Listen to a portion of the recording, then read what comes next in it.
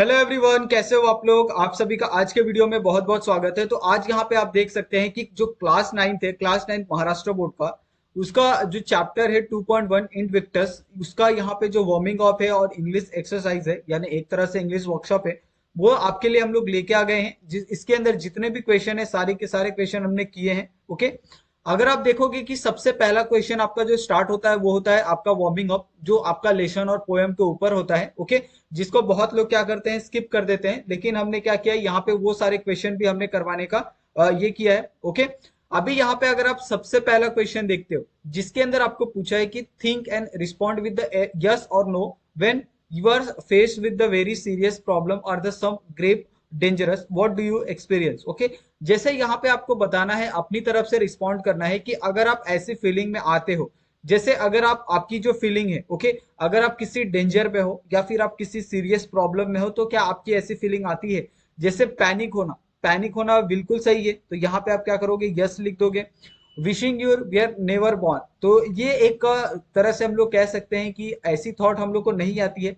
अगर आप ऐसा सोचोगे कि हम इस प्रॉब्लम से अगर हम फेस, अगर ये हमारे कोई सामने अगर प्रॉब्लम आती है, तो ये प्रॉब्लम अगर हमारा, जब हमने अगर हम पैदा ही नहीं हुए होते तो हमारे पास ये प्रॉब्लम नहीं आती। तो इस तरह की थॉट रखना मेरे हिसाब से गलत है। ओके, तो इसके लिए हमने यहाँ पे नो रखा है। उसके बाद होपलेसनेस, तो ये बिल्कुल सही है, आपके पास कोई होप नहीं होता है जब आप मुसीबत में होते हो। हेल्पलेसनेस, तो ये भी आप महसूस करते हो बहुत टाइम। ओके, नो इमोशन, तो यहाँ पे नो इमोशन यानी एक तरह से अगर आपके साथ कोई और फंसा है और उसके लिए आपके पास इमोशन, तो ये मे भी थोड़ा सा, यानी ये एक पॉइंट मैं नहीं कह सकता हूँ, क्योंकि हाँ कभी कभी होता है। कामनेस एंड कंपोजर, तो हाँ ये चीज आपको रखनी चाहिए। अगर आपकी फीलिंग है, कामनेस हमेशा रहनी चाहिए आपके अंदर।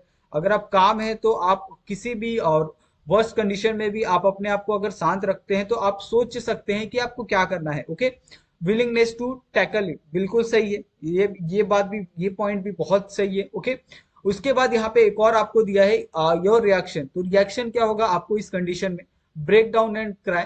तो हाँ, समटाइम्स अगर आप देखोगे कि हाँ कभी कभी ऐसा होता है। ओके, आप बहुत ज्यादा परेशान हो जाते हो, run away in the height, तो ये चीज आपको नहीं करनी चाहिए, ऐसा बिल्कुल नहीं होना चाहिए।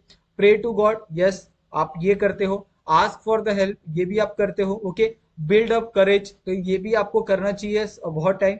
Take it as a challenge, तो हर एक मुसीबत को आप एज अ चैलेंज अगर आप लेते हो, तो आप उस चीज को लड़ने के लिए आपके अंदर एक बहुत ही कमाल का जो कॉन्फिडेंस है और बहुत ही कमाल का जो एक साहस है वो उत्पन्न होता है। तो इसमें भी आप क्या कर सकते हो, यस लगा सकते हो। ओके, उसके बाद यहाँ पे आपका जो सेकंड क्वेश्चन आपको पूछा गया है, जिसके अंदर आप देखोगे कि guess what the following symbolize and match the pair. Okay, यहाँ पे आपको अलग अलग पेयर दिए हैं, उनको आपको मैच करना है।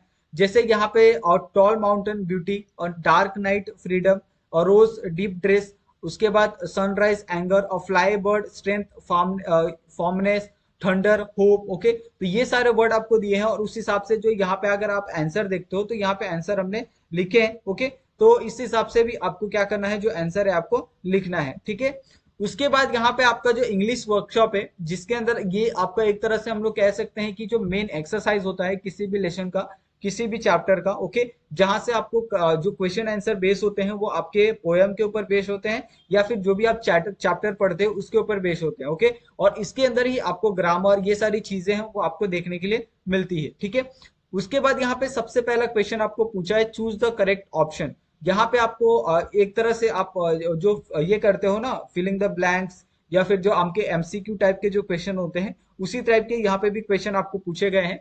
इसमें आपको क्वेश्चन पूछा है और क्वेश्चन का आंसर आपको क्या करना है, लिखना है। जैसे out of the might that cover me, black as the pit from the pole to pole. Okay, तो इसका आंसर लिखना है।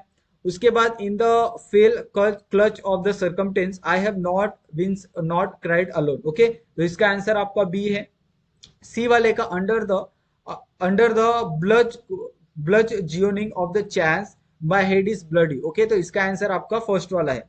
उसके बाद यहाँ पे आप डी वाला क्वेश्चन देखिए, जिसमें आपको पूछा है कि and at the menace of the year find and the solve find be unfair. Okay, इसका आंसर आपका थर्ड है। How charge with the punishment with the scroll, इसका आंसर आपका बी है। I am the master of my faith. Okay, इसका answer A है। I am the captain of my soul, इसका answer आपका क्या है, थर्ड वाला है। ओके, उसके बाद यहाँ पे अगर आप देखो तो यहाँ पे आपको जो पूरा पोएम है उस पोएम से आपको जो राइमिंग वर्ड है, राइमिंग स्कीम है, वो आपको लिखने हैं। तो यहाँ पे हमने डायरेक्ट वर्ड नहीं लिखे हैं, आपके लिए पूरा जो पोएम है वो यहाँ पे लिखा है। और अगर आप देखोगे तो ये जो ए है और यहाँ पे अगर आप ए है तो ये दोनों राइमिंग वर्ड है। ये जो आपका बी है और ये जो आपका बी है ये राइमिंग वर्ड है, मी बी, पोल सोल। उसी तरीके से यहाँ पे जो सरकमटेंस है, चांस, ये दोनों क्या है, एक दूसरे को राइमिंग है। उसके बाद अलाउड और अनबाउंड, ये एक दूसरे को क्या है, राइमिंग वर्ड है। उसके साथ आपका जो ई है और यहाँ पे ई है यानी टीयर, और ये एक तरह से ये भी एक राइमिंग वर्ड है।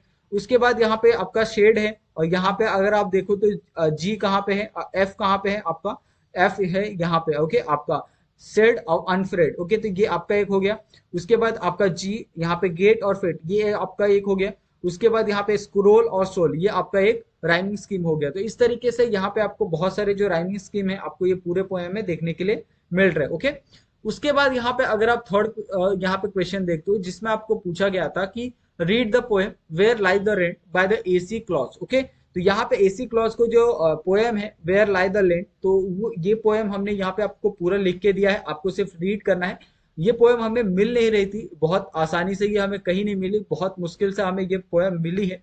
तो आप इसी के लिए, अप्रिसिएशन के लिए आप हमारे चैनल को सब्सक्राइब कर दो या फिर हमें सपोर्ट कर दो गाइस, ओके। तो यहाँ पे हमने ये जो पूरा यहाँ पे जो पोएम है आप देख सकते हैं, वेयर द लाई और where lie the land, okay, ये पूरा पोएम यहाँ पे लिख के हमने दिया है, ये आगे का पार्ट है इस पोएम के, ओके।